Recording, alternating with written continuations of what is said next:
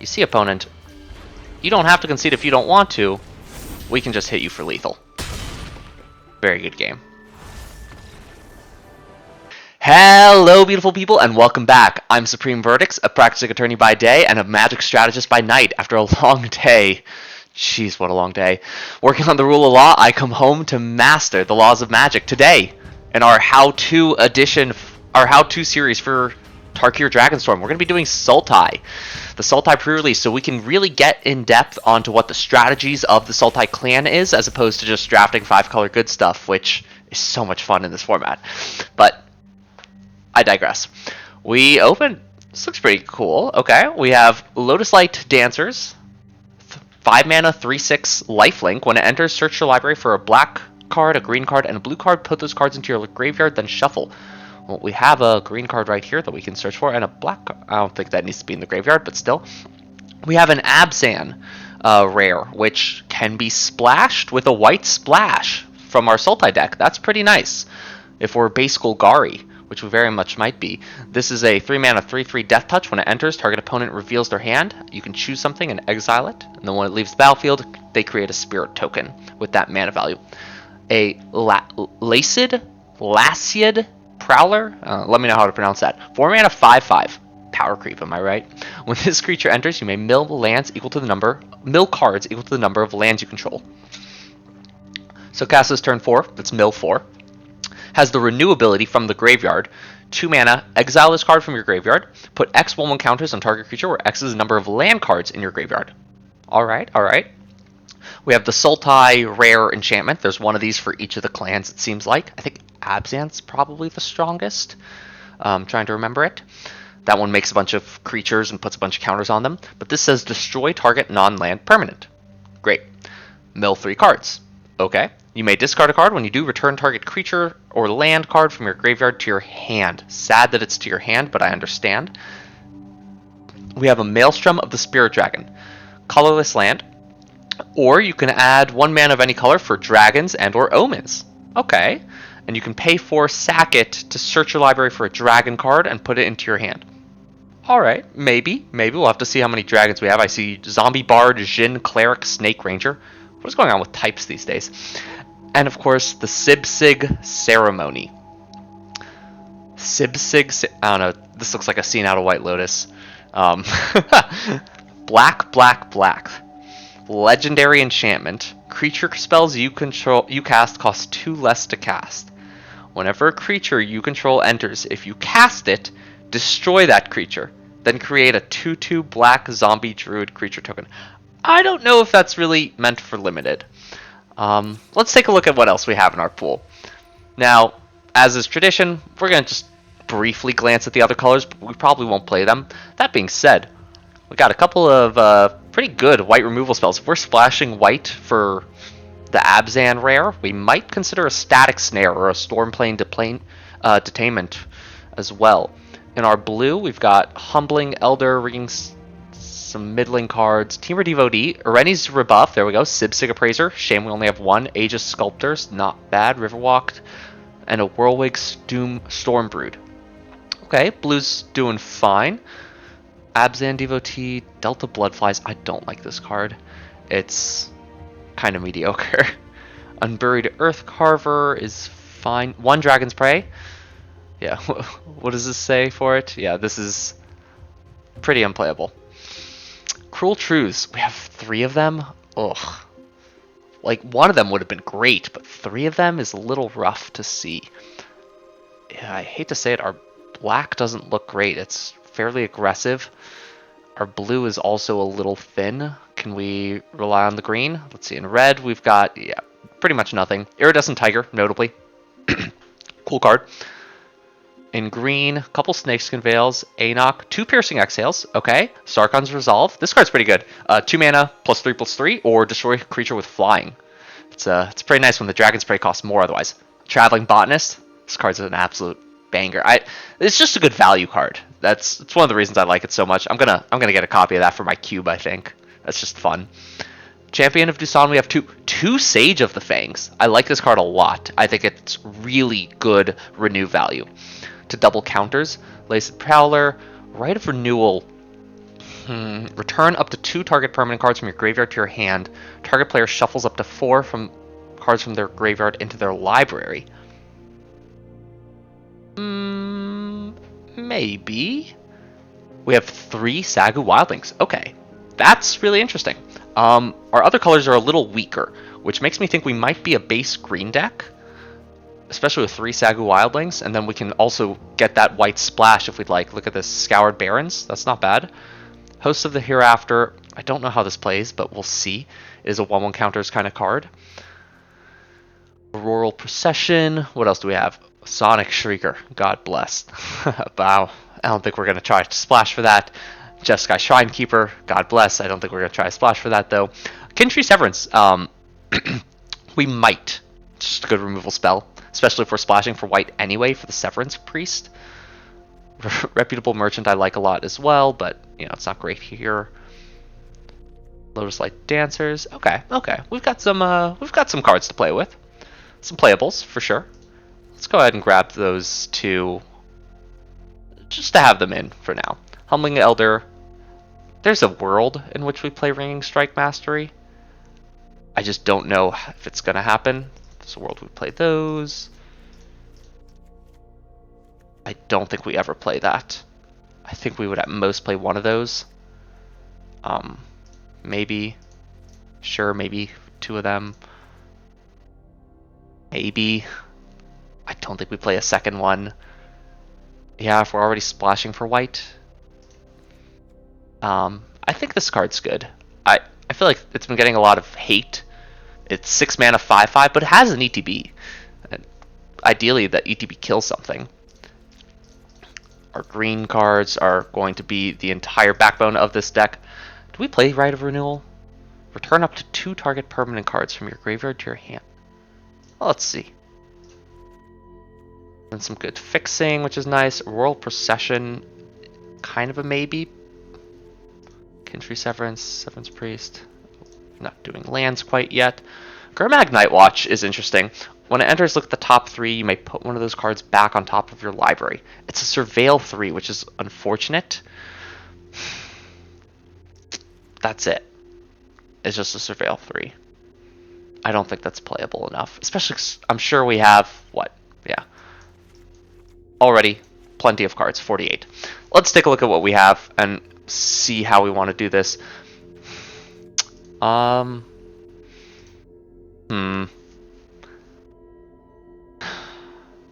Do we cut the Gurmag Rakshasa specifically because we're not trying to be super heavy black? Like, do we want to be more base green-blue or green-black here?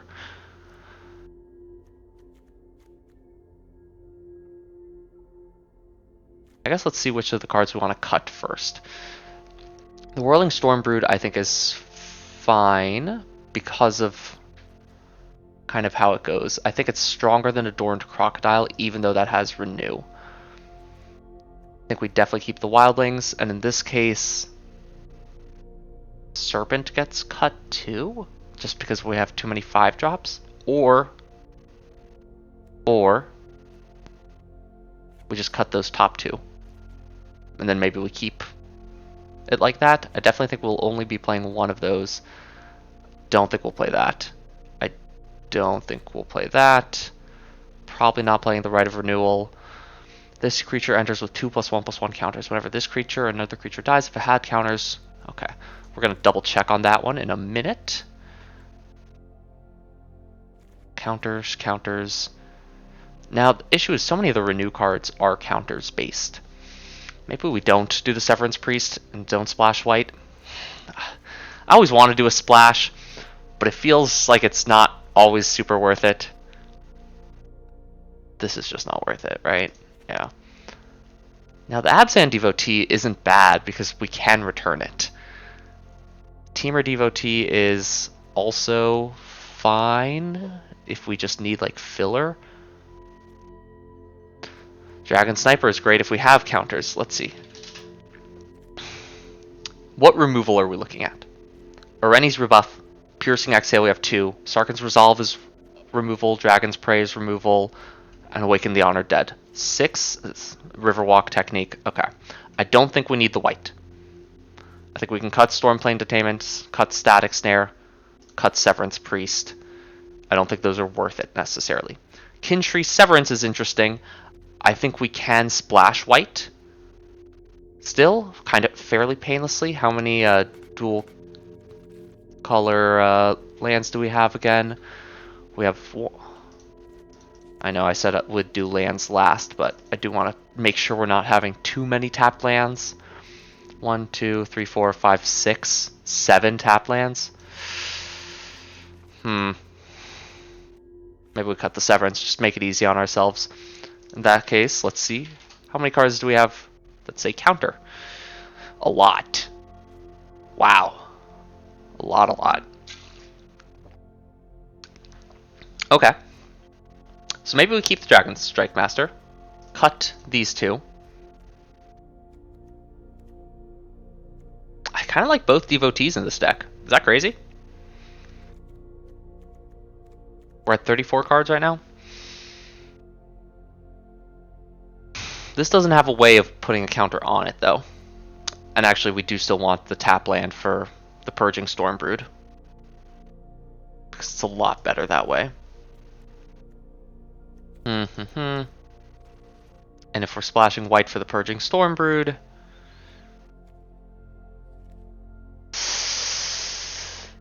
then I do feel like Static Snare is worth the splash.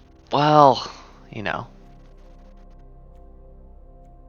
No, because this we can just kind of put in painlessly as a one-of. I don't know if we put it in as a one-of. And then what? With Maelstrom of the Spirit Dragon? God, this set is so difficult to just kind of work your mind around. We have 1, 2, 3, 4, 5, 6 dragons that we would be casting off of the Maelstrom. So I don't think this... So this was just going to be a 5-mana 4/4. Because we're not going to try to splash. Now, I guess with Abzan Devotee, that's the issue. If we keep the Abzan Devotee, all of a sudden it is doable to just have that one in on a splash. Okay, but not necessarily anything else. We keep out the Humbling. Abzan Devotee is good because it has Graveyard Synergy. I think our main colors here now are indeed going to be green-blue. So actually that makes me want to cut Abzan Devotee a little bit. As well as just some of these other more middling cards. Do we have anything else that naturally comes in with counters? Sage of the Fang, Enoch Wayfarer, Aegis Sculptor. God, this set kills me. Okay, let's cut a Snakeskin Veil. Let's...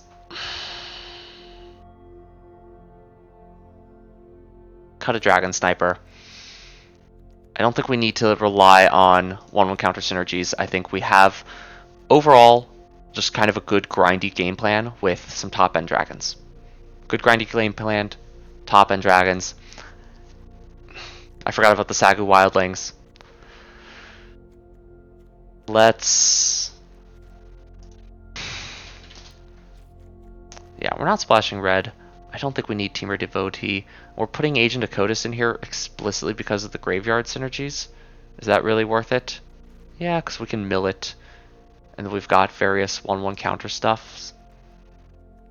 Okay, okay. I'm being sold on Yathan Tomb Guard for that reason. If we're gonna have... we can do a Sultai graveyard 1/1 counter synergies that splashes for good white cards. Is that insane? That feels insane. Feels insane. Okay, let's cut the Devotee. Let's...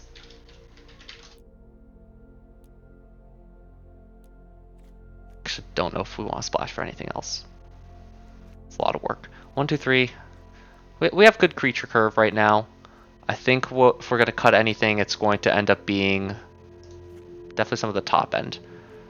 Do we cut a Wildling? I think it's a really good card. Just fetches lands when we need it, and then it's a 5 mana gain 3. Do we cut the Stormbrood?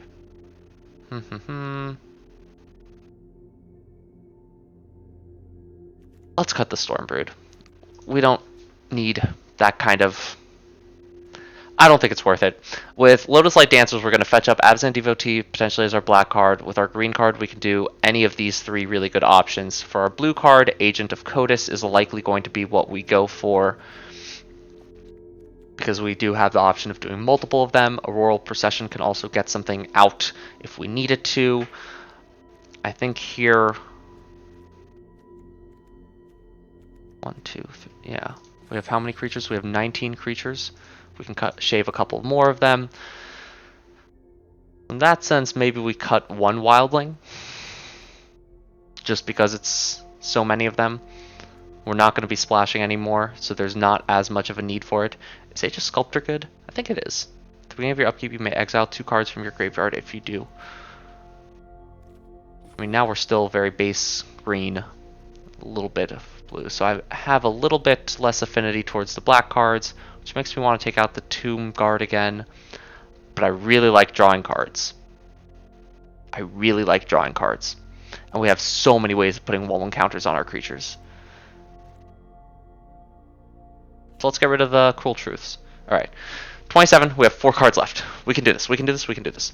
I have an affinity towards Snakeskin Veil. Do we really need it here? We have removal. Do we really need protection? I don't think so. It's nice, but it's not necessary. I keep going back to wanting to just cut some of these crappier creatures. We're at 18 creatures right now. We do have a lot. Riverwalk Technique. Is this a card that we want? With Renew, a lot of our game plan is going to be at sorcery speed, it almost feels like.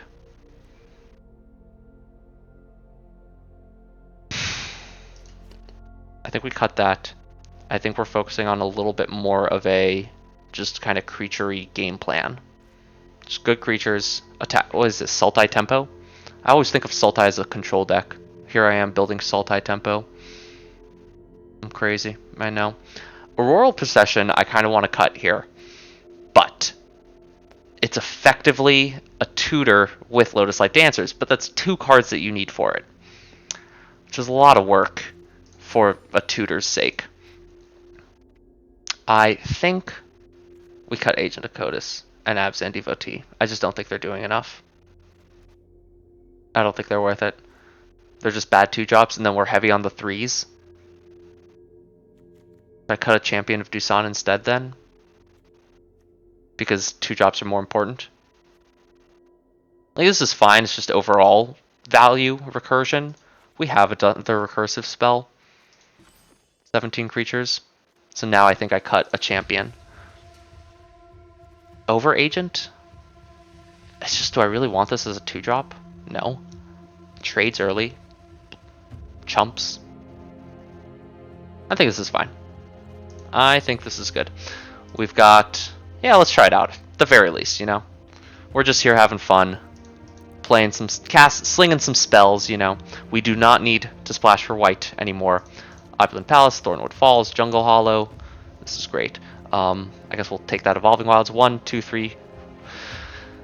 Here we are again with 6 tapped lands. I think it's worth it. 6 tapped lands. We are playing a slower deck. There's not too many times that we want our 2-drop on turn 2.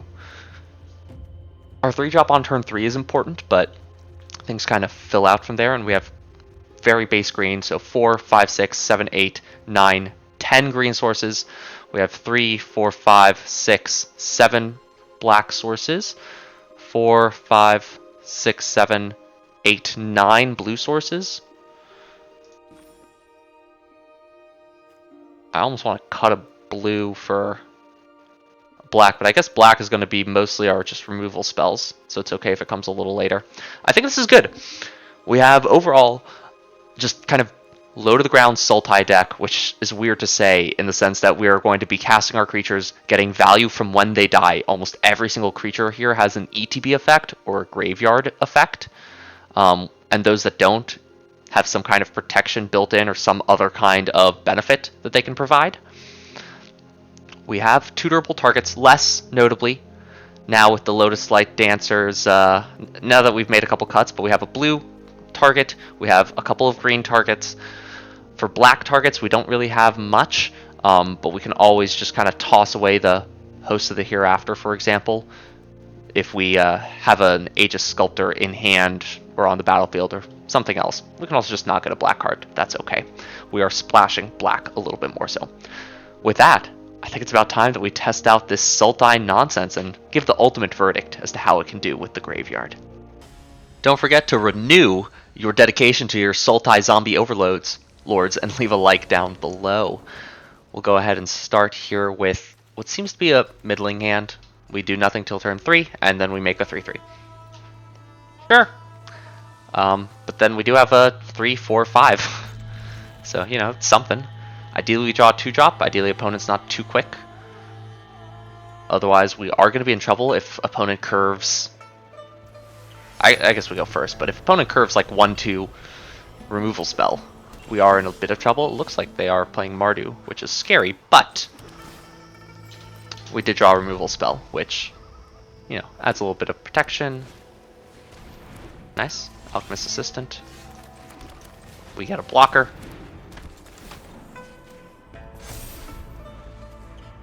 Now that would have been a great card for us to pick up in our sealed pool, but oh well. Sometimes these things don't work out that way. Ah, that's pretty decent. I guess we should get something to block it. No attacks. We are buying ourselves some time until we can get our graveyard stocked.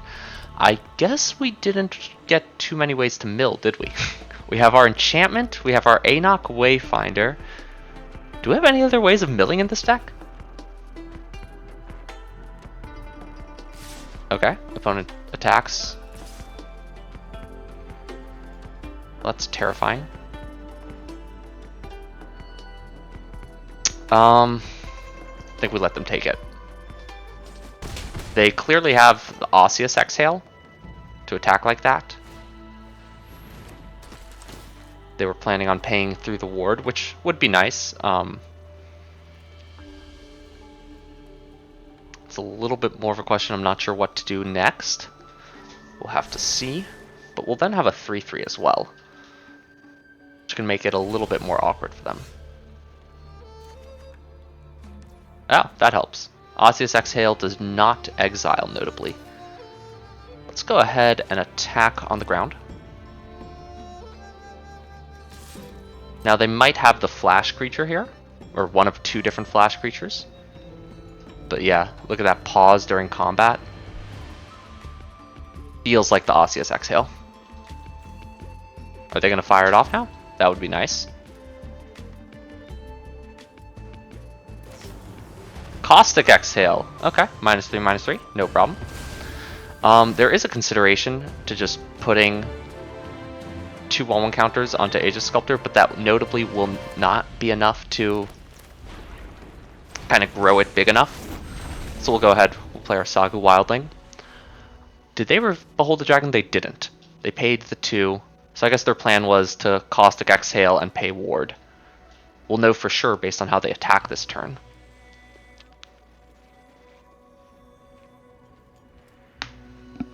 Oh, we're sitting okay.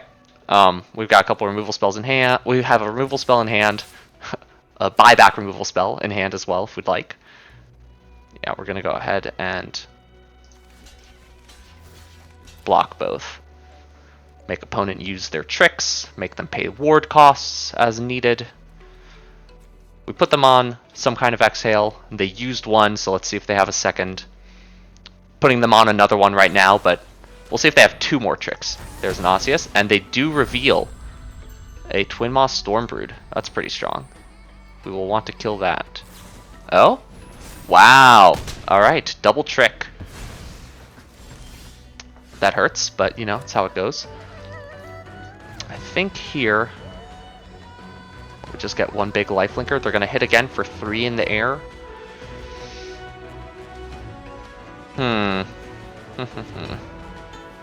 Our other option is to Auroral Procession and get back our Aegis Sculptor, which is fine. It blocks the 2/1, but I think it's better to use this as a tutor. So let's go ahead. We'll cast Lotus Light Dancers, especially because the Twin Maw Stormbrood notably cannot get it. And let's grab a couple of cards. What do we want to be able to get back? Let's put that blue card in. We do not need it. Let's go ahead and put in a Champion of Dusan as our green card, I think. Yeah, and then we do not need a black card unless we want one. Which, this could be kind of fun. Right? And so then we're going to just go ahead and pick those up. Unless we want the Auroral Procession for something else, but I think this is more worth it. They are in Mardu. They could make us discard if they draw land and the Sonic Shrieker, but they have 2 cards in hand, and we know what one of them is. So one is not a Sonic Shrieker. Now they should attack all out, and then if we block, they'll go ahead and use the Twin Maw Stormbrood. So we're going to not block. We are still at 21, now at 17. Notably, they're at 31. Oh, wow, and they can't... They chose... Oh, it costs 6 mana. Well, that's unfortunate for them. I think here, we're going to go ahead and just start attacking, right? Yeah, that's sorcery speed.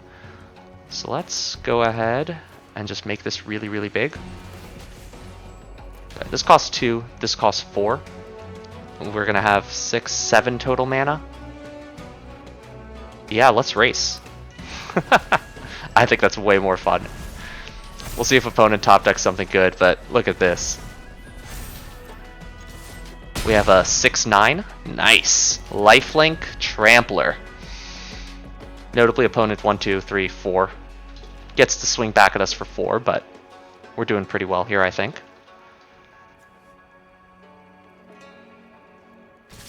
Yep. Go for it, opponent.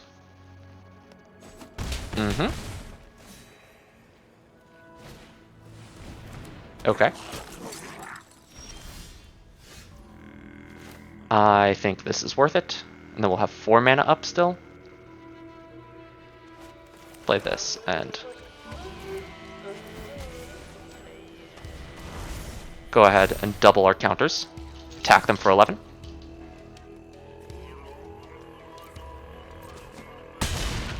Are you having fun yet? I'm having fun. This is instant speed, notably. We can just get back the Awakened the Honored Dead. We can get back Aegis Sculptor if they remove our threat somehow. There is that Mardu just exile. There's a couple just kill spells straight up, which would swing the game again a bit. Ideally, they didn't top deck either of those. But, you know, we can have fun with it. Opponent swings out. Now, it took them a second to make that decision. So they don't have a removal spell, or they do and they're thinking if we have a counter spell. Wow, nothing. I think in this case... I mean, they definitely have something, right? No, we hold. None of these are worth killing.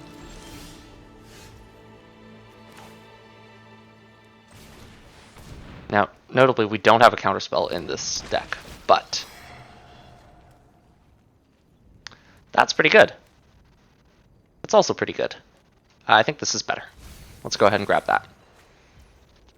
Especially because we can get that back.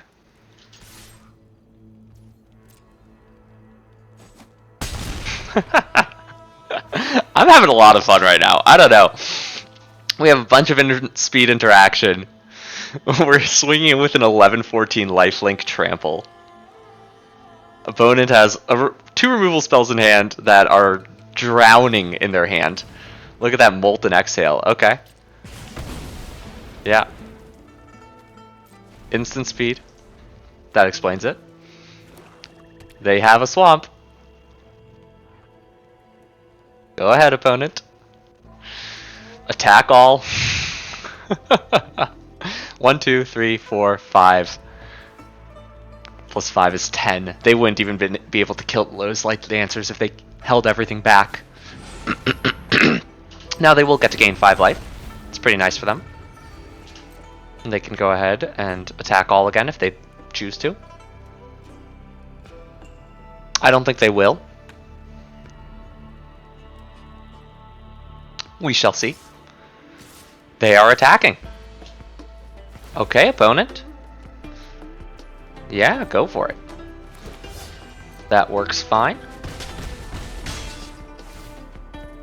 We're going to go ahead and help opponent make their decision to concede.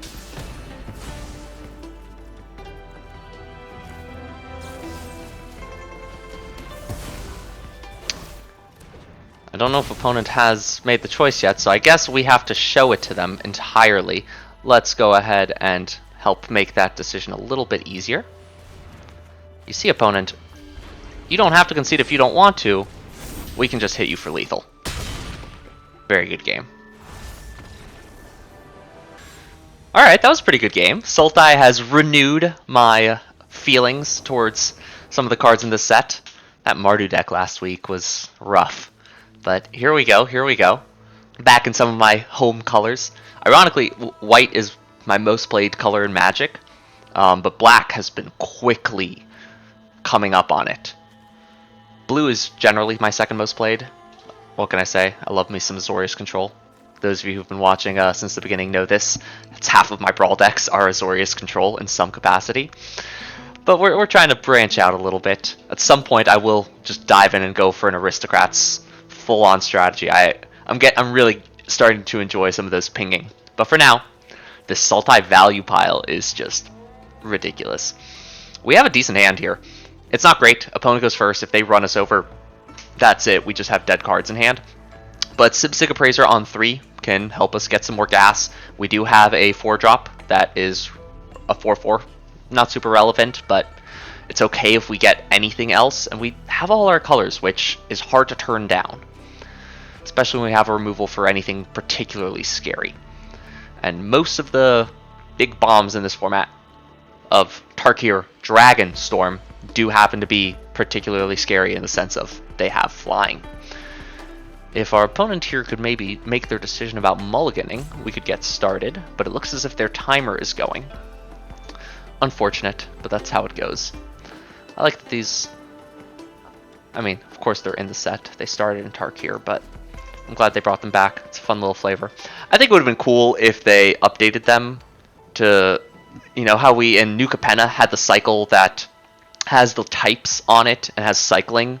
Those are just incredibly powerful. I think this would have been a really good opportunity to reprint those. I believe we had them as well in Ikoria, so reprinting them here could have been a really fun chance, but that's okay. You know, I'm not the designer.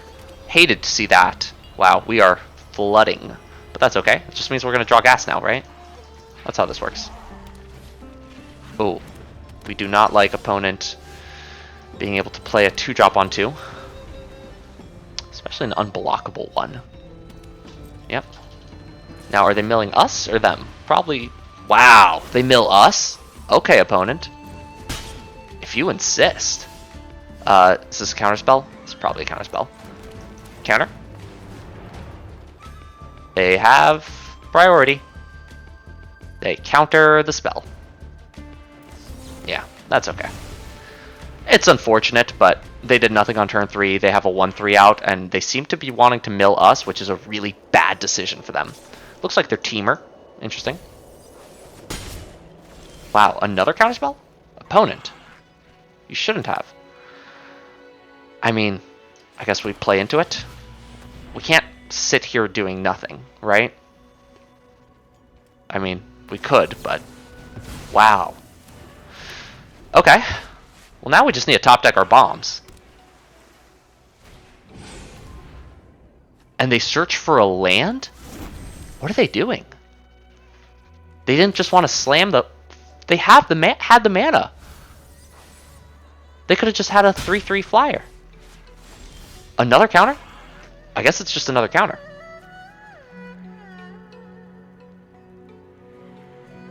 Does opponent have the 4th counterspell or the 3rd counterspell right now? I mean, that's the issue. I play a lot of control. If opponent has 3 counterspells like this, there's just not much you can do. They have the top or bottom spell, I think. And so you have to kind of play into it. It was nice that some of our less impactful Hosts of the Hereafter, maybe we'll see at some point, but some of our less impactful creatures got to be done. Yeah, I've been really surprised that they're going ahead and milling us. That Glacial Dragon Hunt is unfortunate, especially if they try to cast that right now, which I think they might, because we can have our Sarkhan's Resolve next turn turned on in order to protect our Whirling Stormbrood. There it is. We can also... Is this an instant? No, it is a sorcery. I want to play out the Jungle Hollow, but I don't want to tap out. So I think here we're going to go ahead and activate this. They don't have the mana for a top or bottom spell, and they showed us... I mean, they actually haven't showed us anything for instant speed quite yet. Let's go ahead and attack. Got to get them to the same place as us. Took them 5 turns now, but we'll go ahead and do it in 1. They clearly have some kind of trick. Blue-red. They don't have a dragon out, so it's not the Molten Exhale. It's... Is it this? The next spell you cast this turn can't be countered. I didn't even notice they played this. That's good to know. We don't have any counter spells in this Sultai pile. We took those out. People are going to expect us to play them. Hopefully that can be played to our advantage a little bit. Okay. That's acceptable. I think here... Oh, never mind. I mean, if they're going to keep milling us... Do we get back Host of the Hereafter? 1, 2, 3, 4, and then we'll still have up 2? I think so. It's a decent card, and it'll let us... There's a case for grabbing the Sibsig.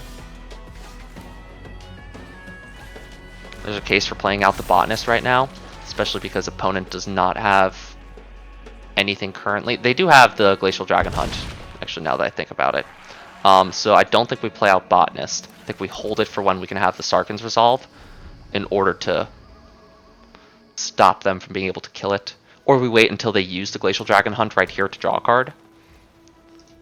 Let's see. They're going all in for it. And they're milling us again? Let's see. Okay. 3, 4, 5, 6. We'll hit them back for 10.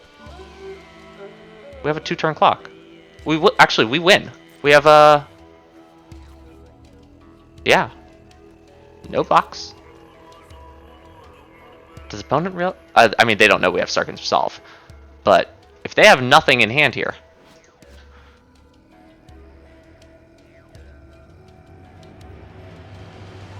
Now, we could use Sarkhan's Resolve to destroy the Sagu Wildling and be able to hit back and feel more protected, but opponent currently has 1 card in hand. It was the card they drew for turn. They do have the opportunity to draw another card for 5 mana, 1, 2, 3, 4, 5, and tap it, and so they'll have 3 mana left, which they do have black represented. It could be a removal spell, and therefore we would not be able to get in lethal.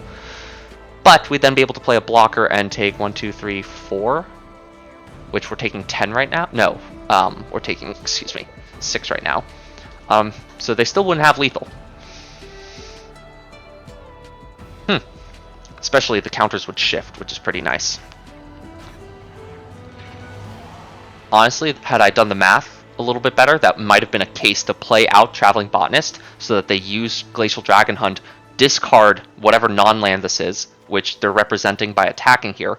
The idea being we block, for this has 2 damage marked on it. They can then use Glacial Dragon Hunt, discard a non-land card to deal 3 damage to finish killing it.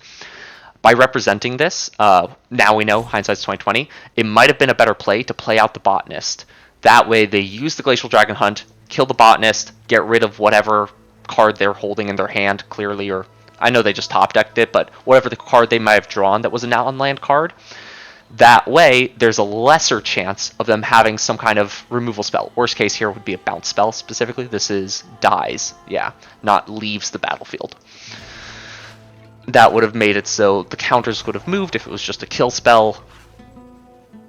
Or, sorry, not moved. It would have directed their removal towards the Botanist, allowing us to sneak out the win by hitting them for 13 with the Sarkhan's Resolve. Opponent's giving me a lot of time to really dive into all the different probabilities of what they might have in their hand and how we might do this. Whatever they have is an instant. Either that or the Mistrise Village holds priority. Let me know if you've played with Mistrise Village. Does this just hold priority indefinitely? That sounds miserable. What a horrific gaming experience. It is a very pretty village, though. This is kind of what I would imagine the Teamer village to look like. It's really blending in with the land. It looks like Hobbit homes. The mist itself is also very, very beautiful. This whole set is just fun in general. The aesthetics of it are great.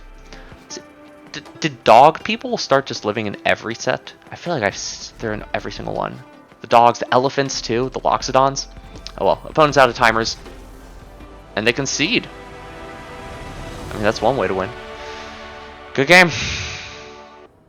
We are 2-0. The deck's a little bit slow, but it's playing out very well. The renew cards are quite powerful. I think this is a keep. We're missing black, but that's our tertiary color. And we have a 2-drop and a couple of tempo-y removal spells, which I think make it worth it. It is worth getting the 2-drop down on 2 versus getting the Opulent Palace in order to fully fix our mana, notably. Let's go ahead and attack. Opponent doesn't seem to have anything, but it kind of felt as if, I don't know, maybe that's just because we had things we could cast. Nice. They surveilled to the top. You know, I think we just do it. It's just 2 on curve. It works well. I know it's not actually on curve, but I don't want to bounce that because they can then surveil again and just continuously get that value back. And hopefully we'll mill something good here. That hurts our instant speed removal. 1, 2, 3. Oof! We lost some good cards. But, you know, that's how it goes. I think here we Sage of the Fang, attack in with Agent Dakotas. That's right, we can discard a card and then return a card. That's kind of cool. I think we'll have to see what we draw, but we can do the Rennie's rebuff and then kill the Voice of Victory. It's fairly powerful. Yeah. Opponent doesn't seem to have.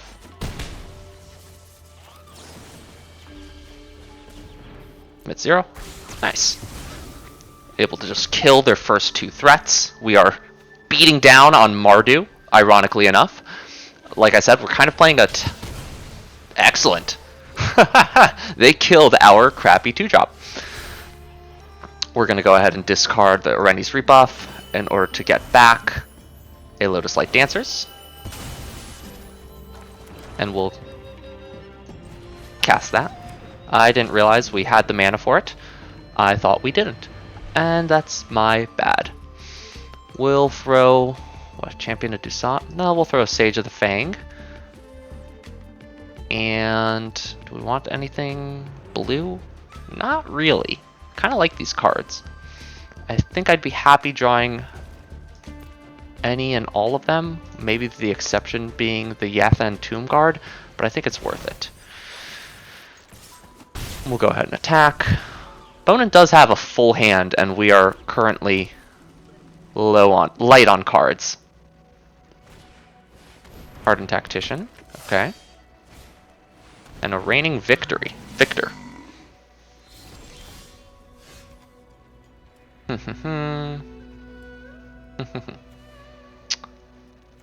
That's gonna let them draw cards. I think we kill it. I think we kill it, and I think we attack it.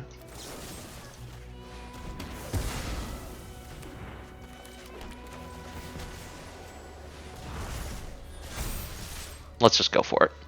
We've been tempoing them out. We're now just not against the wall, but opponent's gone down to 7. We're at 23. Can't imagine. Okay, that's pretty good. It's not something we want to rebuff either. It is something we want to outgrow. That's not good enough. We put 2 counters onto this. Also not great, but I like it more. So we'll take 8, 9 back. But they're also going to take a bit of damage here. They can trade. They don't. They go down to 3. Well, we'll hold the Sagu Wildling. It's a decent play for us. That's a very good card. That's another very good card. Ooh, okay. Opponent over here with the rares, letting them gain life. Ow. Okay, if we top deck a removal spell, I think that's it. We don't. We do have the Rennie's rebuff still. We can bounce their reigning victor back to their hand and force them to chump with the Dalkovan Pack Beast. They'll get to dome us again for 9. That is hard. Harmonize is 6, so we can play this for 5. 1, 2, 3, 4, 5. And then this taps for 3, which means it costs us 3 mana, but we'll only have 2 left. Okay, this costs 4 and taps for 2, and so no matter what, it doesn't work. Unfortunate. We have a bunch of stuff in our graveyard, though. I think we're just going to attack in again. I know that's kind of crazy. I agree. But see, we're just kind of forcing a little bit of chumps.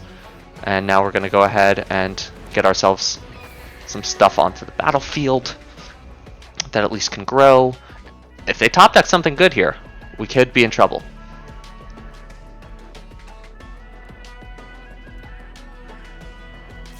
They're attacking. They didn't attack with the reigning victor, notably. No blocks. We'll take 9. Yeah, just trading back and forth blows. Each of us gaining 5 life. Which is something else, that's for sure. We will, in fact, go ahead and get rid of a couple of things. I think here it's going to be host. And is that lethal? 5. They have to block the 5. They'll take 4, 7, 8, 9. Could be lethal. I mean, I can bounce this. So they have something in hand, presumably.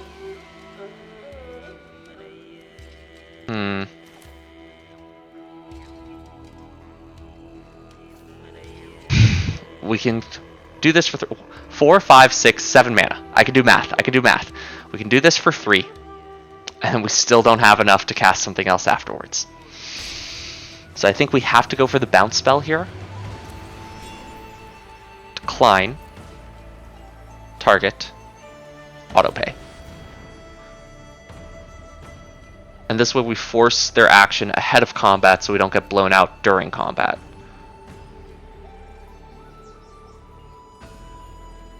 Regardless, we don't necessarily want to swing with the Sage of the Fang, because we can then use that to trade with the Mardu Siegebreaker, and I think they're realizing they might want to hold their trick for the Siegebreaker, because now we don't have to attack. Ah! So they have some kind of kill spell. They would kill, presumably, the Lotus Light Dancers.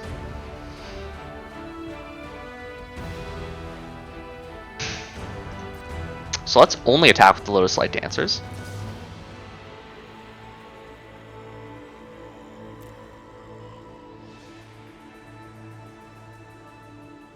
What do they have? Caustic Exhale? That's it?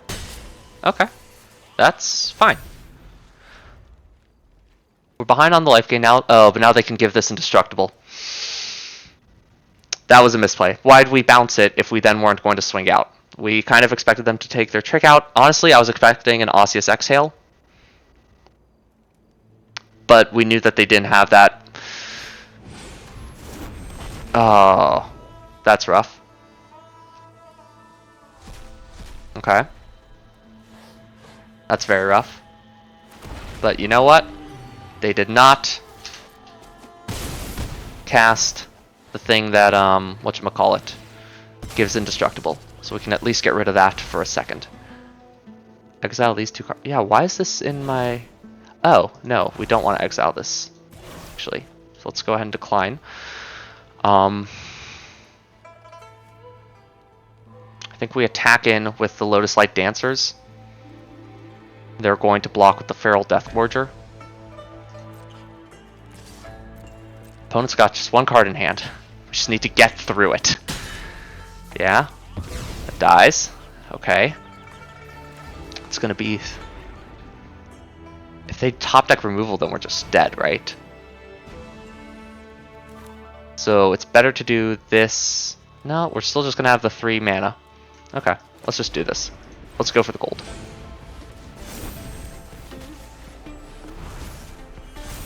Then we should have attacked, but it's fine.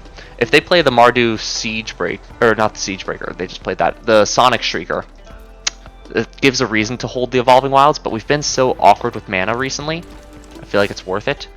Wow, no way to give that haste. That's pretty nice. Okay. Okay. Not attacking. We have not scryed, right? So it's nothing to shuffle back, but we'll go ahead and thin the deck. After all, we're base green deck, and we have been drawing mostly blue spells. We'll go ahead and get back. If we're going to get back anything... Yeah, if we draw a Royal Procession here, we're going to want to... this is dangerous. We're at 18 cards in deck. Do we have anything else that we can do from our graveyard? No, we don't, because we already used up some of that. They're going to attack, and they're going to mobilize 6 next turn? 7? Oh, man. They're also back to 17. I think we just have to play this normally. And then again, Sagu Wildling, we just can't cast. There's no time for it.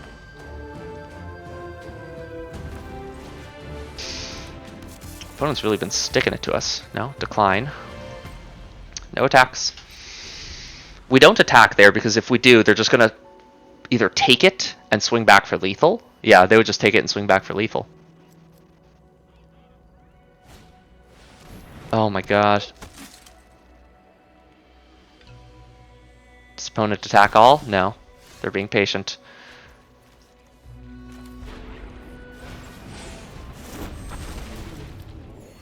I think here we attack with the Aegis. I could do the math. I really don't want to. My head's hurting. Math is for blockers. Plus, maybe they'll think that we have something. And opponent also does not want to do the math. Let's go ahead and block that. And block that. And I think that saves us, right? 5, 8, 9, 10, 16. Darn! So we have to instead block here. And then we win. Right? Did I math right? I think we did. Good game, opponent. Why didn't they do the math? It's so easy. 3-0 with this Sultai deck that requires way more math than you might expect. We go first with a weird / slow hand. I think we'll keep this. We'll draw a 3rd land, right? 3rd land kind of unlocks the hand a bit. And we have our 2 base colors. Our other games we've been mostly flooded, so there it is, right on time. So I kind of figured this game was a good opportunity to show what happens when we have creatures on curve. Oh wow, that's not bad at all. Well, they'll get to hit us in for 1. Unless they remove it too, which they might. I don't know if that's a great idea here. I think Sage of the Fang is a good card because it's an early kind of chump blocker. And we'll take this bait all day, every day. What, Osseous Exhale? Do it. Please. Use your removal spell. Excellent. On my 3 mana card that I would rather have in my graveyard. Especially when, guess what we're going to play next? Actually, that's way better. We'll go ahead and Lace It Prowler. Just a 4 mana 5/5 that mills us. Oh, wow. We lost 2 of our graveyard value return from the graveyard cards and got no value. That hurts. You know, sometimes that's how the odds play out. We'll block again. Take that trade every day. Do they have the Molten Exhale now? They do not. Or maybe they do. They still have the mana for it. They do not.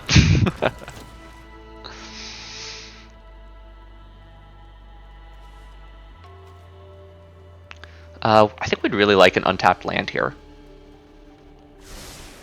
One top, one bottom. Quick, mill them, mill them, mill them! I mean, this gets us a land, which then gets us another blocker. That's pretty good. The question is, do we start attacking here?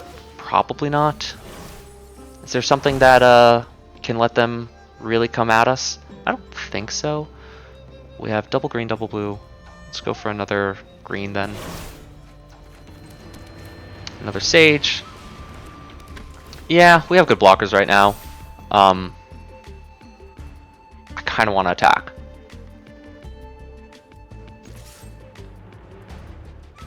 I think we do it. We have Lotus Light Dancers as a follow-up to this, which is a lifelinker. And sure, they'll take it. They can afford taking 5. We're still at 20. And that's the biggest issue with Mardu, is there isn't that, what was it, take the charge, hold the charge. There was some Mardu card in the original Tarkir that just gives everything like +2/+1, which is really nice when you've got and made a wide board of tokens. Sloth of tokens, one might call it. I want to cast this. Opponents has a bunch of stuff now. Yeah, we're going to cast it. Opponent has a trick. We're not going to attack. Opponent will attack. We will likely have to make a couple awkward blocks. Let's get some value. Specifically, let's get you out of the deck.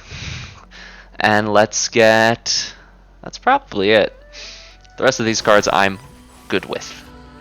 We'll play this. Again, Sonic Shrieker can be played and force us to discard a card that we like, but I like the lifelinker. We're not attacking here. They did not remove anything, which is notable.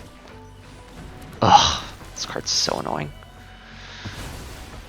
It's so good. I'm so jealous. That's my biggest issue. I love ETB triggers, and so I'm quite jealous at the moment. Now, they could have the -3/-3. I think we take that bet. Sad, they do. That's okay though. We can... Oh! Never mind. They... Duty Beyond Death. Another very good card. Specifically in this. How many lands do we have in the graveyard? We've got 1, 2... Just 2? So this is 2 mana, put 2 1/1 counters onto a creature. Yeah, that works. Right? We're gonna go ahead and we're gonna do this. And then we're gonna go ahead and we can just do this. 8, 2, 4, 6. I count not enough.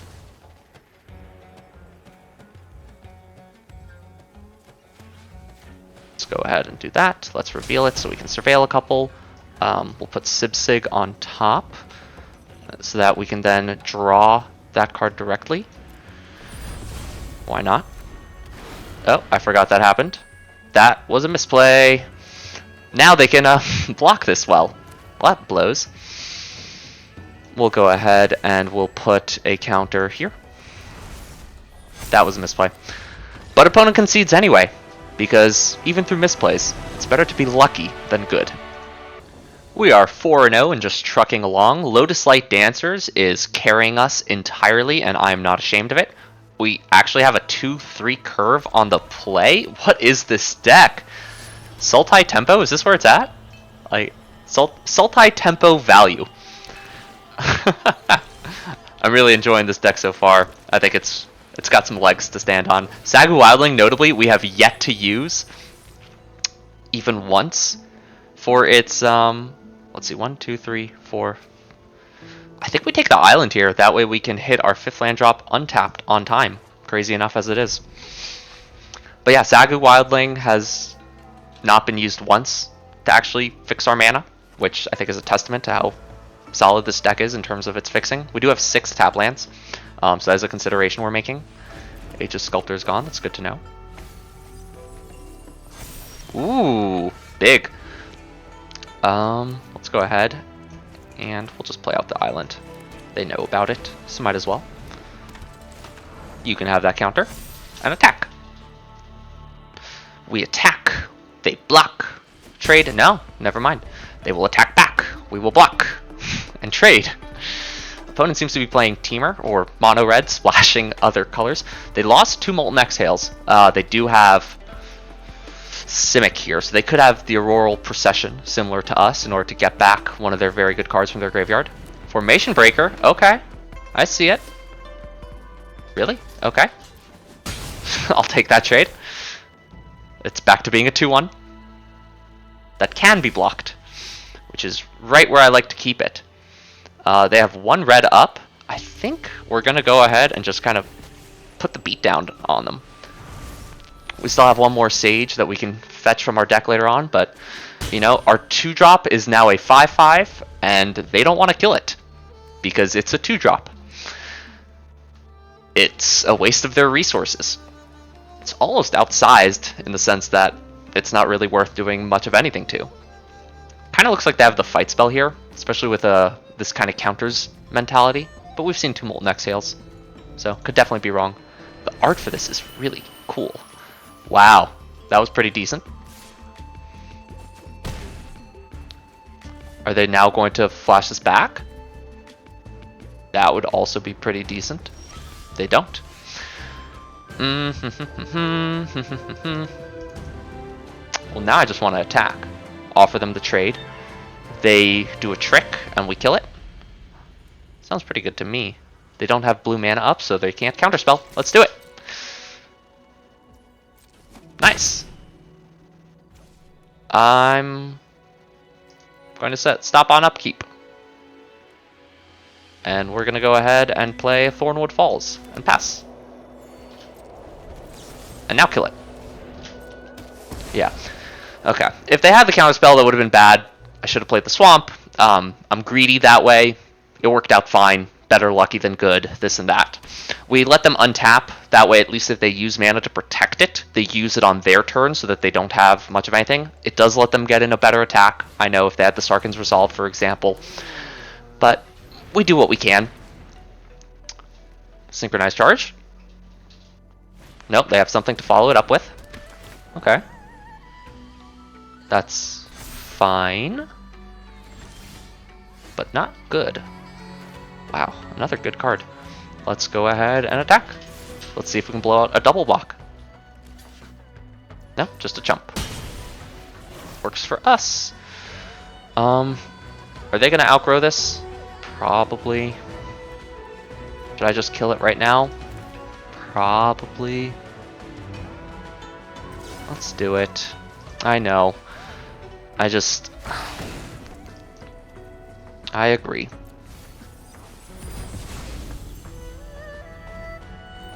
We'll play this, which sucks because the Evolving Wilds. I should have played the land first, done this better. But better lucky than good. They do have another creature, and it's a good one to put counters on, which is unfortunate. Knockout maneuver too. Okay, opponent's getting spicy here. We're just.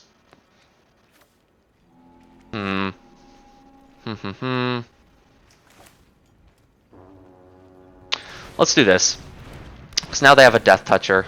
I thought ours was also a Death Toucher. It's not. I can read, I promise. Maybe. Let's get rid of that blue card.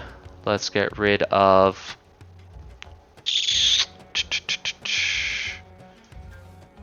How many lands do we have in our graveyard? How big is our graveyard right now? We have 1, 2 lands in our graveyard? Meh. Would we mill, though, if we were to draw it? I don't think so. So let's go for that for green. And I think that's fine.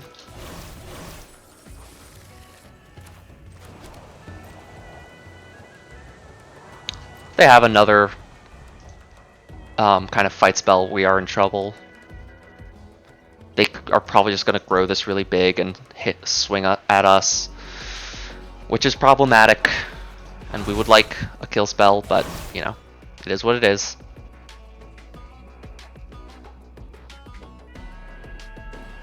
I mean, it isn't what it is. Could have done things better. We could have held one of our kill spells, such as our Piercing Exhale, for this moment. But they were using their resources inefficiently, which made me feel like they were running out of cards in hand to play. Now there's a chance they just top decked this, got lucky. Or top decked the knockout maneuver specifically with it. It's fine. No, it's fine. No blocks. Yep. That's it. They again have 1 green / 1 red up, and nothing to really do with it, it looks like. It looks like. Of course, can never necessarily be the case. Well, I guess we put 2 counters on this. 3 counters, even better. Give them an incentive to not to jump. I don't think there's a 1 mana trick, but they don't block. We draw a card. Wow! We hit a 2-drop, even better. I don't know if we double block here. I don't think we do. I think they're going to try to make this really big, which is an option, but they're also at 3. Unless they can gain life here somehow, 1 blocker's not going to do it. Yep, they make this really big. That's pretty nice. Okay, that's only Vigilance and Trample till end of turn. Okay. We have lethal on board. Opponent goes for the attack. They are tapped out of mana, so I guess that means we win. Thank you, opponent, for ignoring that we have lethal on board and letting us win. Good game? Okay, sure, yeah. We take those. 5-0, who's going to take us down? Lotus Light Dancers, we have yet to lose a game that we have this card. This is a very slow hand, so maybe this will be our first, but I think we're going to keep it. We have removal on 3, and again, Lotus Light, this card has just been winning us the game consistently. I think we're okay here. Let's hold this 5-drop. We can cycle it to try to get the 3-drop, but hey, and there's a target for us to kill. Even better. Nice, the Auroral Procession's going to go good here with our mill. Maybe we'll be able to get back something good. Ooh. Well, we did not get our land drop, which is unfortunate. So we'll go ahead and Saga Wildling for 1. Let's go ahead and grab our second green source, presumably. It's probably going to be the most important here. And play that out. I think we're going to pass here. Auroral Procession could get back something. I don't know if it's worth it. Wow. Opponent doesn't do anything. Let's go ahead and see what we draw. Sage of the Fang. Yes, sir. We will discard that. And let's go ahead and get a Sibsig Appraiser. Notably, that's creature or land from graveyard, which I did not realize, but that's okay. Opponent has only cast a Traveling Botanist. They're perhaps missing a color so far. We're going to grab this, I think, because we want to be hitting our land drops so we can get our Lotus Light Dancer online as quickly as possible. Make opponent think we have a Caustic Exhale up. Okay, blue mana, unlocked. They're passing again? Psychos. I mean, do what you gotta do, opponent. Let's go ahead and get blue. If opponent thinks I'm gonna be casting stuff into this, they've gotta be crazy, right? I mean, they so clearly have a counterspell up. Yeah, let's Enoch Wayfarer. Do you want to counter it? You can. I could pay. Even better. They actually counter it. Okay, Runescale Storm Brood is in their deck. That is fine with me. I think we're going to... Does this have Flash? This have Splash. We should have cast that on their turn. That's my bad. I think we might buy back our Awaken the Dead here. We'll see what the opponent does. Sure.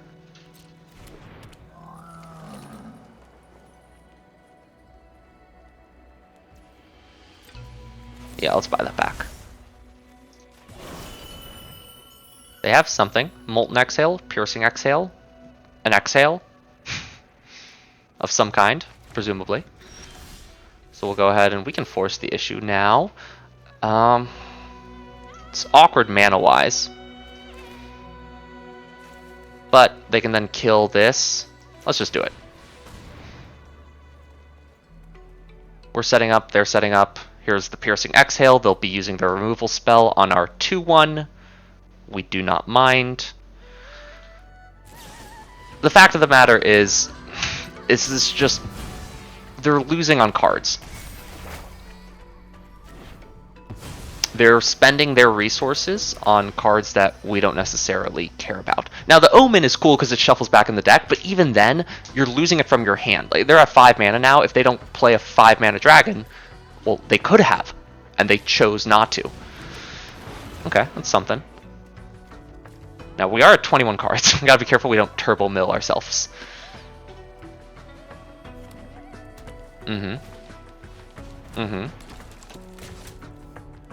Anything else, Oppo? No. They are still holding up something.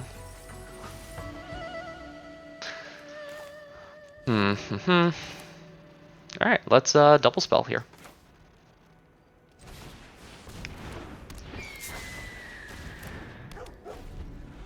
Alright, opponent. What you got? They did not have anything for the 2 mana, notably, at instant speed at least. So, no Piercing Exhale. They might have a Molten Exhale. It's just the common cycle of removal spells, so you can always assume an opponent has something like that in hand. Hey, see? We don't block. We're at 21. Normally, I would double block there. It's a good trade. We trade up in value. The issue is they clearly have something. Okay, they cast that at sorcery speed. What did I tell you? Also, I absolutely called that they had the Molten Exhale, which is really fun. Let's go ahead and get rid of the Traveling Botanist. We're not going to want that. And the Anok Wayfarer, we're not going to want that. Cool. We can discard... Is there a creature that we want? Yeah, probably. I'll take another dragon. Flash Dragon? Sure. Sounds fun, honestly. Board? Host of the Hereafter? We have yet to see this card do work. Let's see this card do some work. Let's play with it. We haven't played with the card yet.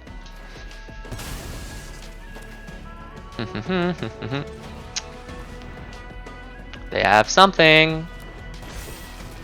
At instant speed. I do not like that. No attacks. We're going to wait for them to use their instant speed trick before we use our instant speed trick.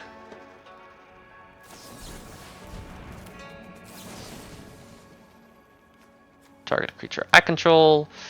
Yeah, let's kill the 1/1. The 1/1's kind of annoying. Sure. We can surveil a couple. Let's put this into the graveyard because that's kind of where we want it. And we can keep this dragon on top to gain a little bit of life. And notably that goes on top. 1, 2, 3, 4, 5, 6 mana. Yeah, we don't really need it.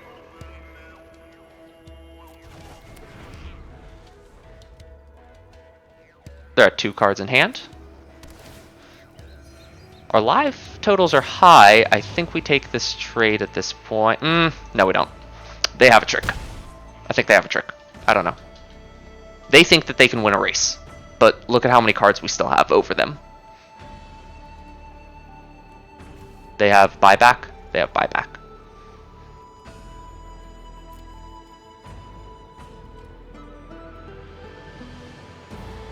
Hopefully they use their buyback now, and then we can just cast our Lotus Light Dancers and mess with them a bit. Mess them up a bit. Yeah. They get back. Okay. Kill our creature. Yeah, that's fine. Is that really what you want to do? Okay, well now we just Lotus Light Dancers, right?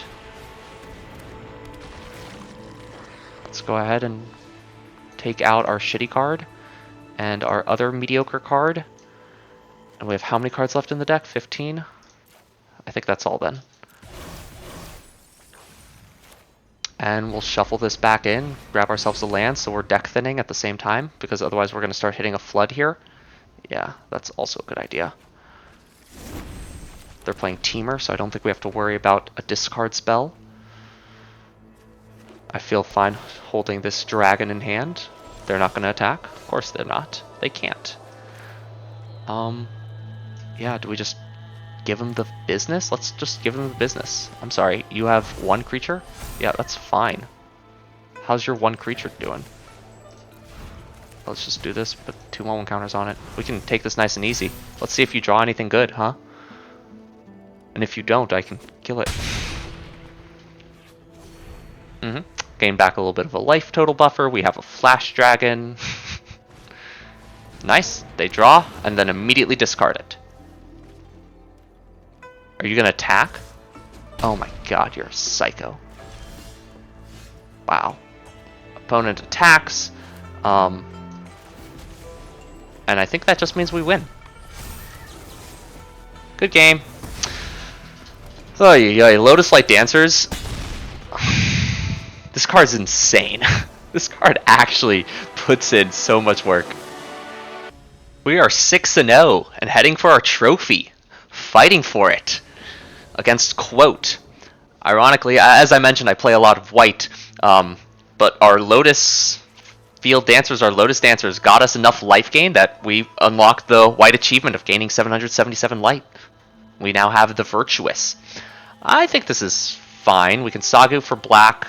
Again, we have a 3-drop, and we kill it, and then we have another 5-drop in hand. It's not a great hand. This is one of our weakest hands we've had. But overall, it still has a plan in place, which works well. Let's go ahead and grab Swamp. So yeah, look at the new title, The Virtuous. I think that sounds good. Supreme Verdicts, The Virtuous. It fits, you know? It just fits. Of course, we drew Opulent Palace, so we'll go ahead and play that tapped, pass. Whenever they cast a second spell for turn, they get to make a Monk. This is a really good card. That's also kind of strong. Go ahead and play our Yathan Tomb Guard. If they have a couple removal spells, we are in really bad shape. Hopefully.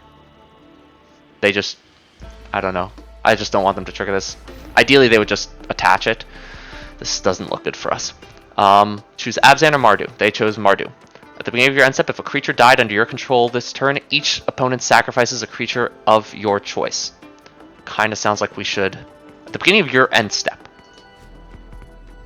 Next turn I want to play the Laced Prowler, you know? Do I instead just Piercing Exhale, reveal a dragon? And hold up Sarkhan's Resolve? I guess? That way we kill it specifically on our turn? That helps. That helps make our decision. Yeah, let's kill this. Reveal. Nice. Busted cards are busted. We have our 5 mana, so we'll play our... Actually, we don't want the 4-drop. Yes, we do. And the next turn we play that instead of Laced Prowler. I think we keep both. I think we keep both, and next turn on turn 5, we can cast the Lotus Light Dancers. They can kill it if they want. And then on turn 6, we'll be able to Age of Sculptor holding up Sarkhan's Resolve. Or turn 5, we Sagu Wildling instead. Yeah, that's fine. Sure. Let's just keep both. They're both good cards. Opponent's going to double spell, make a Monk, or they're going to sacrifice something or mobilize token. Terrifying that they pick the Mardu. The Abzan is at the beginning of your end step, put a 1/1 counter on each creature you control. That is so strong. But to pick Mardu really implies that they're going to be sacrificing and or losing creatures on their turn as often as possible. I mean, we attack here, and we hope that they trade.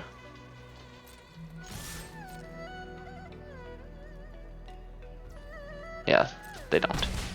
Which is fine and understandable, but also terrifying. Gain. At least we have a sack fodder. Okay. Well, we're going to lose 2 creatures this turn. Unfortunate. But they are down to only 1 card in hand. They have yet to double spell. I think they only just realized that. That's funny. Sorry, opponent. Oh? Oh, the triggers don't work that way! Yo, mobilize?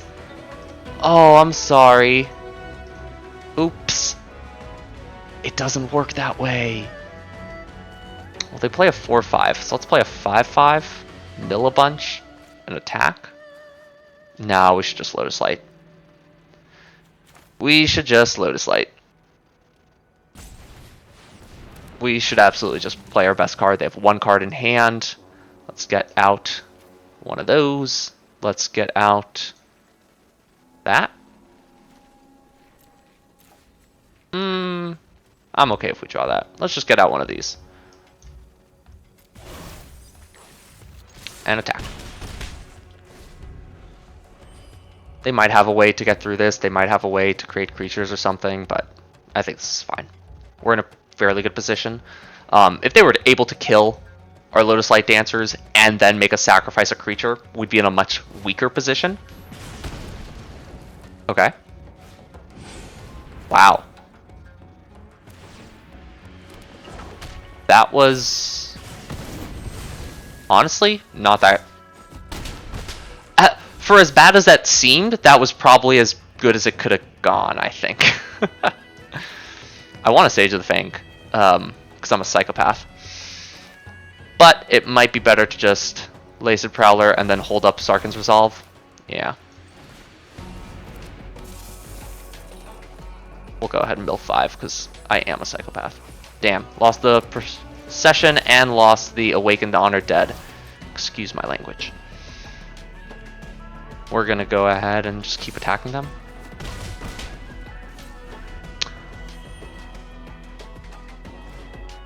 Okay, that's fine. 1, 2, 3, 4, 5 mana. They will actually get to sacrifice this to get a bunch of little critters, which is unfortunate. Yep. Are you gonna attack? They get Menace until end of turn?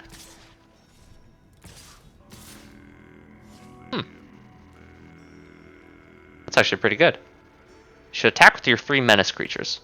Unless, I guess they're scared of lethal, just on the crackback somehow. No blocks. We are at 7, notably. And these are permanent. They have 3 things still. I mean, I want to attack with the 5/5, right? Then the 3/4 if they can somehow double spell. So I guess we attack with the 2/3 and we pump it.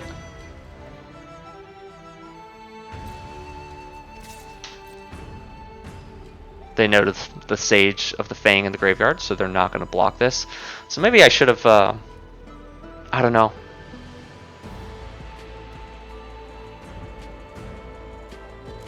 Okay. This is fine. We're kind of happy to kill just 2 of their creatures. Even if it's not like their biggest. We really don't mind. And they are Mardu, so we play out the last card. Oh, what? Creatures you control get +1/+1 and have Death Touch. Already good. I didn't know this card existed. This is a mythic. When this enchantment enters, if it's your main phase, there's an additional combat phase after this phase, followed by an additional main phase. When you next attack, untap each creature you control. Creatures you control get +1/+1 and have Death Touch. I mean, let's just trade off our board, right? Trade off our board, they'll still have the 2/2 left over. Leave it to chance a little bit. We're going to take 4 here.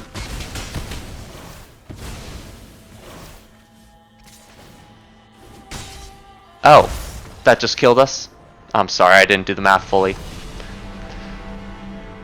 Oof. Got a little bit too cocky there. We're 6-1. We're still doing okay. This hand is fine. Again, slow, but we'll see if we play another Mardu that plays a rare into a mythic enchantments that we cannot remove no matter what. Ridiculous. Absolutely insane. Frontier Bivouac, okay. We have the Evolving Wild, so we'll hold Sagu Wildling here. I guess we'll get our second green source, right? Yeah, because we have a double green card. That card's good. Mana ramp for creatures. Otherwise, though, it's, you know, much better as long as you have big stuffs, which, based on opponent's colors, teamer, they likely will. Ooh. Ooh. Yeah, we gotta get the Lotus Light answers. Traveling Botanist is good. It's just, it's not, we're not at that point of the game right now. It's good on turn 2. It's not great afterwards, especially against a teamer deck. Let's see. Champion of Dusan, okay. Let's offer the trade. They're not gonna go for it. Nice. They go for it. Oh? Yeah, there's no way. Why would you go for it? It makes 0 sense. But we'll put a 1/1 counter on it, because why not? And we'll absolutely take the trade if they go for it. They will get to draw a card, notably, but I think that's fine. If we can keep them clear of creatures... Ah! Okay. They'll get to draw a card, and they won't lose their creature. Opponent bringing the heat. Maybe that's a consideration to leave this back so that we can trade with the Champion of Dusan no matter what. We gotta assume that opponent always has the 2 mana kill spell. I've been good with that with some of our higher value, but especially if they have a draw engine on board. Look at this, and they're leaving a creature up, or a card up. Okay. We need to hit an untapped land. No we don't. If we have land here, it won't matter. What am I doing? I'm sabotaging the game for us. Let's do this. We'll do it this time around. Do it correctly. Let's throw the other Sage into the bin. Get rid of that agent. And I think that's good to go. Having 2 hits is nice. Having 3 would be, of course, incredible, but 2 hits is nice.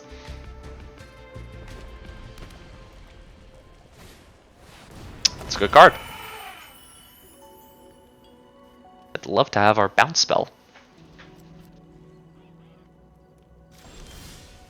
Alas.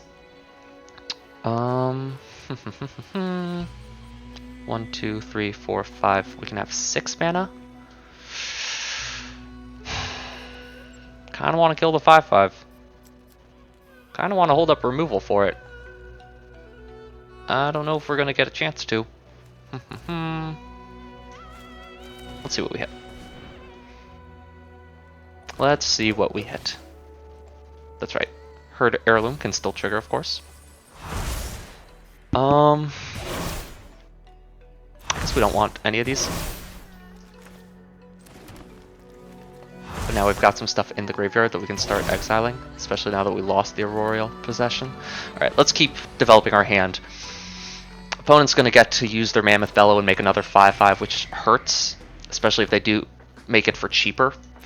But we can start growing our Aegis Sculptor a bit, and of course we have our Renew cards, which will be very powerful. I don't know if a 2/2 mattered more than just having the mana do things. 1, 2, 3, 4, 5, 6. 7's not particularly good spot. That's pretty good. Draw 3, discard 2 unless they discard a creature. It's pretty good. Notably, Herd Heirloom cannot help them cast the Mammoth Bellow, even though that makes a creature, because it's a token. Oh, I forgot it has Harmonize as well. We didn't get any Harmonized cards, did we? Yeah. It's actually kind of crazy. All renew cards in our Sultai seeded. And they go for just major card draw turn. Feels bad. We could start chipping it in the air at least.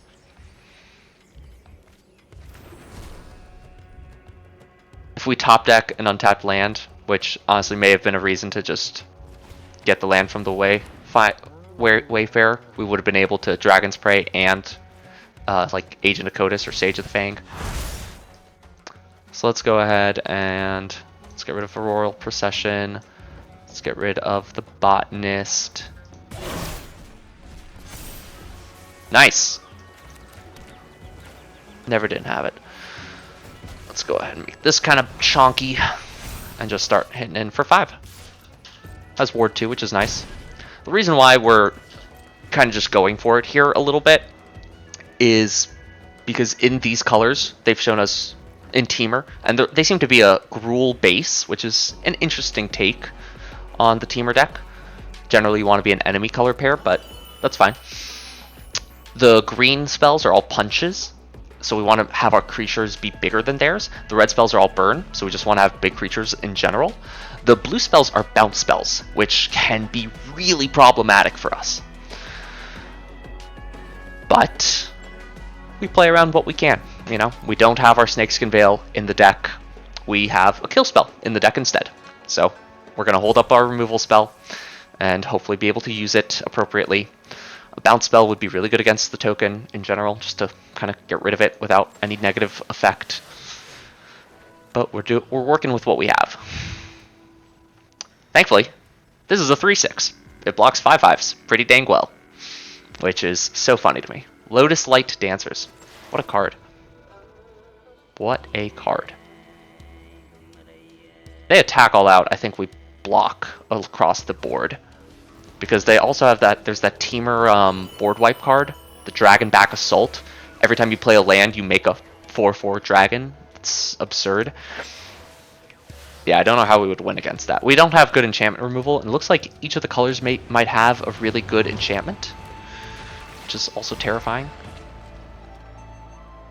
If they don't cast a good creature here, by the way, or a removal spell, we keep Dragon's Prey. There's no reason to attack. We are currently winning in the air. They have nothing to block us in the air. That's something that blocks us in the air. But you know what? That's okay. I think here we do just start eating from this. Do we? 5/6?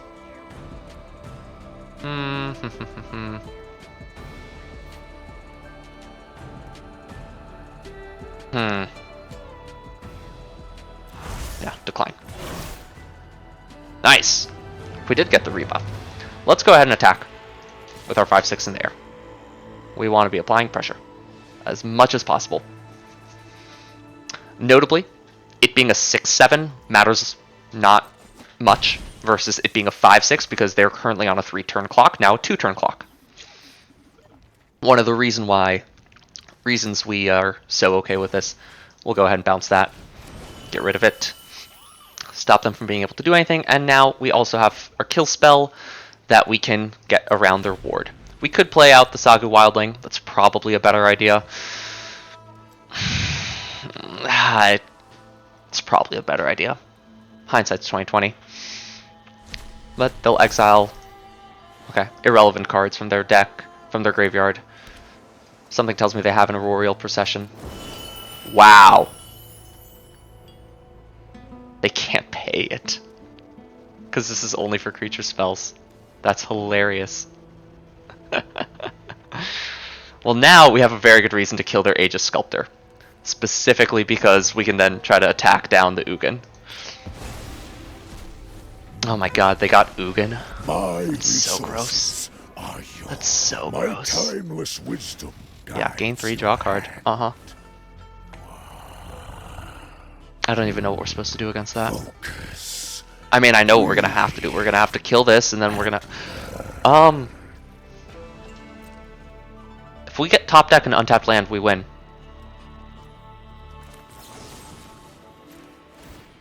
Right? Assuming this works? Shoot. Do they have something? They have Undergrowth Leopard. That's holding priority. Do they have something else? They also have the Herd Heirloom to trigger on Champion of Dusan. That's holding priority. Do they have anything else? Because if we hit untapped land, we win. Even with Ugin on the battlefield.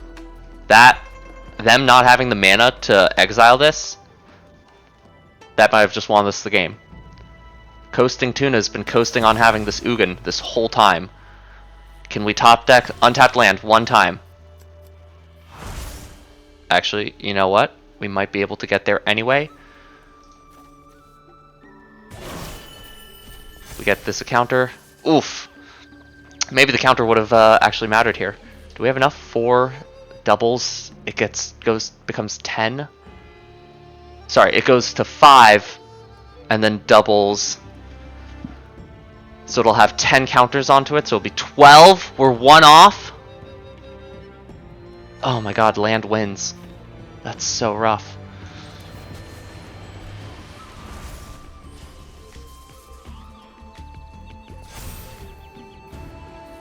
So close. We are so close. Okay, so we kill Ugin. We have to give it another turn. Shoot.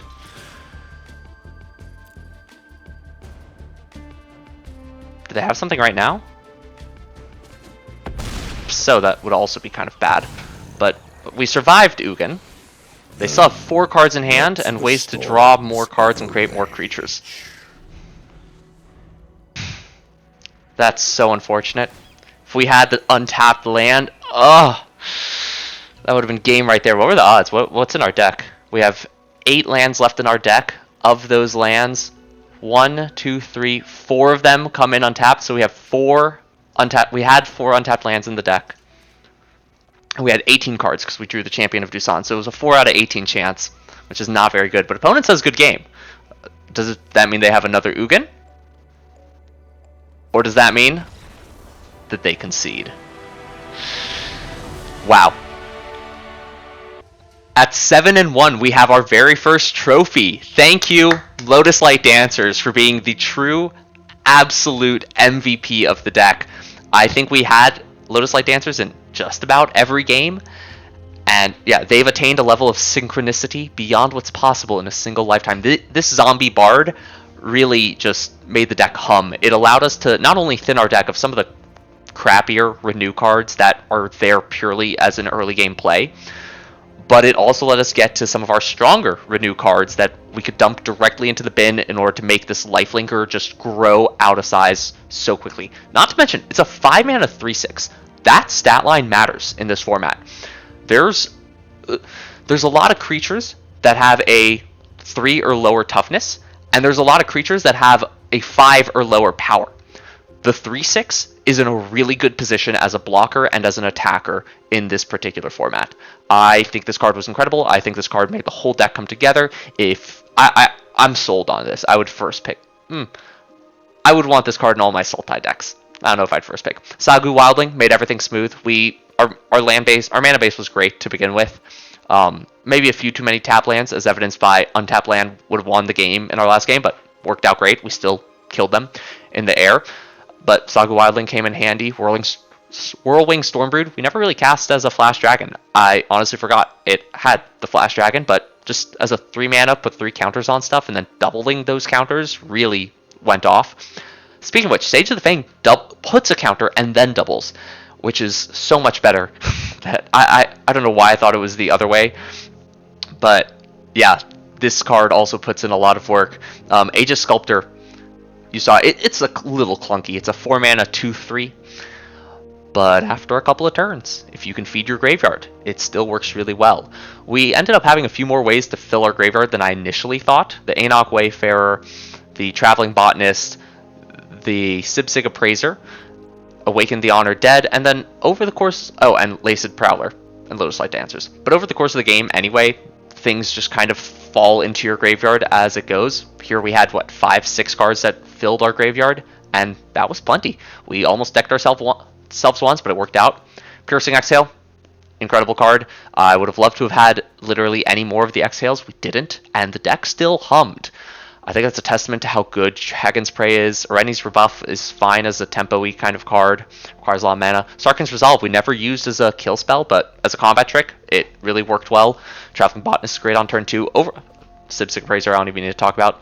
Tomb Guard, a little underwhelming, but this wasn't exactly the deck for it. We loaded a bunch of counters onto one thing versus spreading them out. I think this deck played absolutely wonderfully. It was a very cool kind of Sultai value tempo deck with a solid top end going in there at the end with all our counters. That was fun. I had an absolute blast. We were getting stuff back from our graveyard. We were using our graveyard. We swung in for a ton of damage, gained a ton of life, did everything I might want to do. We held up removal. This was all in all fantastic. I think I'm going to play a little bit more Sultai before this format goes away. The verdict for this deck, I give it 2 big thumbs up. Or maybe a little jiggy. My little Lotus Light dancers. Well, that's all I have for you today. I hope you had a lot of fun. I sure did. Have a wonderful rest of your day. First trophy! Hey you. Yeah, you. Watch another video. Yeah, that one, right there.